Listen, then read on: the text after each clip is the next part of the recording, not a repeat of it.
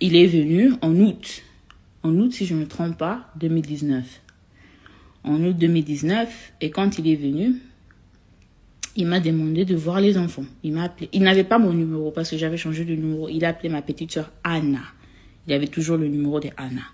Et Anna m'a appelé pour me demander, ah non, il y a Péniel, regarde, il y a Mike qui l'appelle.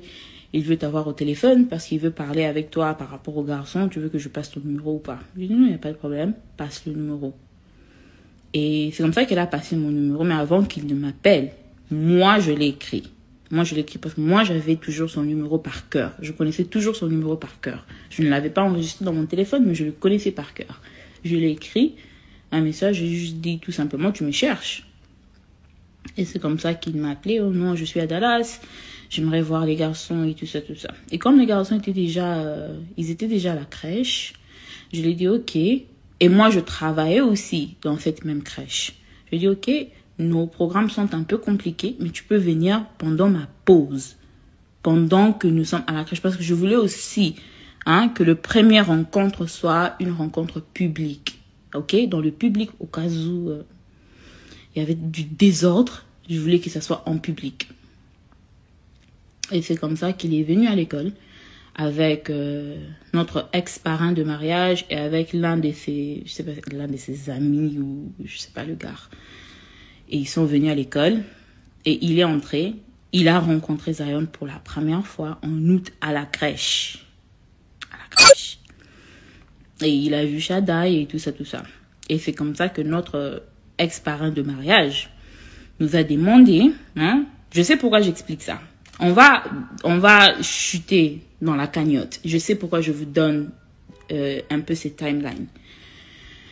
Alors, notre ex-parrain de mariage nous a demandé si on pouvait, le jour suivant, se rencontrer chez notre parrain de mariage.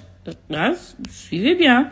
Si on pouvait se rencontrer chez notre parrain de mariage pour qu'on ait un peu un terrain d'entente en ce qu'il s'agissait des enfants. Donc, pour toutes les personnes qui disent, oh, pourquoi tu ne l'as pas appelé? Pourquoi vous n'avez pas essayé de chercher un terrain d'entente? Je l'ai fait à 1001 reprises. Parce que à part cette terrain d'entente que le parrain avait organisé, je l'appelais. Moi, j'appelais Mike. Avant que je ne puisse supprimer son numéro et ne pas l'avoir échangé mon numéro avant août, quand il cherchait ma soeur, moi, Péniel, je l'appelais. Je l'écrivais. Je peux aller même plus loin pour dire que je le suppliais d'être présent dans la vie de ses enfants. Ok? Ok? Merci. Alors, on s'est vu le jour suivant chez notre parrain, Papa Roger, ex-parrain de mariage, Papa Roger. Et on parlait. Et Papa Roger m'a demandé, moi, quelles sont tes demandes?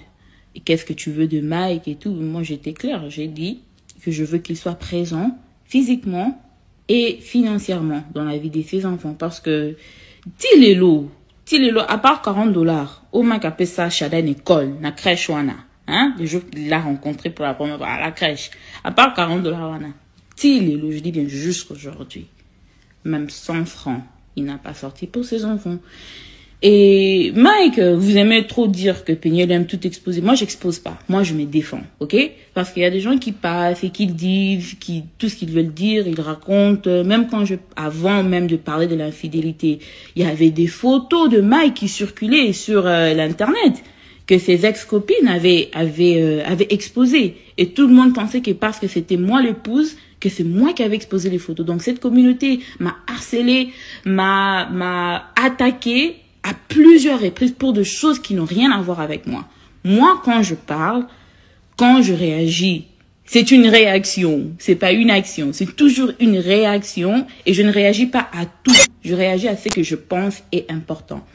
Et je pense demander l'argent publiquement, c'est pas une blague. Ok? Les gens travaillent. Les gens ont des projets pour l'argent qu'ils sont en train de donner dans des cagnottes là. Donc la moindre des choses, c'est d'être honnête et dire aux gens pourquoi tu as besoin de cet argent-là clairement et dire ce que tu feras avec cet argent-là clairement. Ok? Alors, le parrain m'a demandé qu'est-ce que tu attends de Mike et tout. Moi, je lui ai dit non, moi je veux qu'il soit présent financièrement et physiquement. Il m'a dit, qu'est-ce que tu veux dire par physiquement? J'ai dit, physiquement, il doit me donner une horaire. Ok? Moi, je vis aux États-Unis avec les enfants, Mike, il vit au Congo. Il visite les États-Unis, moi, je vis au Congo. J'ai besoin d'une horaire. Ok? Une horaire. Parce que Shaddai a une tablette. Il a un iPad. Ok? Donc, si Mike n'a pas envie de passer par moi pour parler avec Shaddai, il peut appeler son fils sur FaceTime. Ok? Shaddai est tout le temps connecté au Wi-Fi.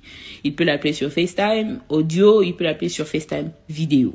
Il n'a pas WhatsApp, mais Mike a un iPhone. Je sais le téléphone qu'il a. Il a un iPhone, il peut appeler son fils sur FaceTime.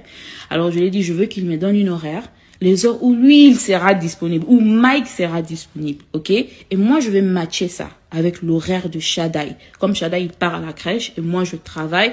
On a aussi nos moments ensemble, moi, Shaddai et Zion. Je veux pas que les horaires soient conflictuels, ok? Je veux qu'il me donne une horaire. Il va appeler à quelle heure?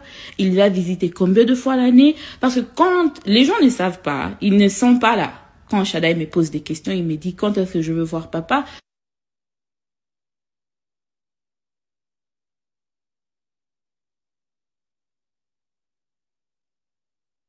Tu penses venir aux États-Unis combien de fois par année? C'est quoi ton programme par rapport à ces enfants? Tu dois avoir un programme. Tu as des enfants qui vivent dans un autre pays, tu dois avoir un programme. Tu dois savoir que je serai avec eux dans telle période, je vais appeler à telle heure, à telle heure. On doit être organisé parce qu'on n'est pas ensemble. On doit être organisé pour qu'on ait quelque chose à dire aux enfants.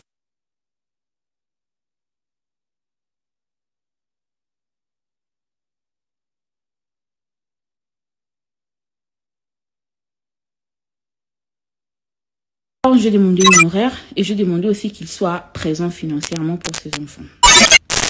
Et ils ont donné la parole, le parrain a donné la parole à Mike. Et Mike a dit, il n'y a pas de problème. Lui, il sera présent. Il va donner une horaire avant que tout Kabwana. Et il allait aussi être présent financièrement par child support. Ça, c'est ce que Mike a dit. Il a entendu parler de quelque chose aux États-Unis qui s'appelle le child support. J'ai dit, ok, il n'y a pas de problème. Si tu veux qu'on fasse les choses par child support, pour l'argent, que tout s'efface par voie judiciaire, ok? Même les visites, même les appels, c'est le juge qui va dicter.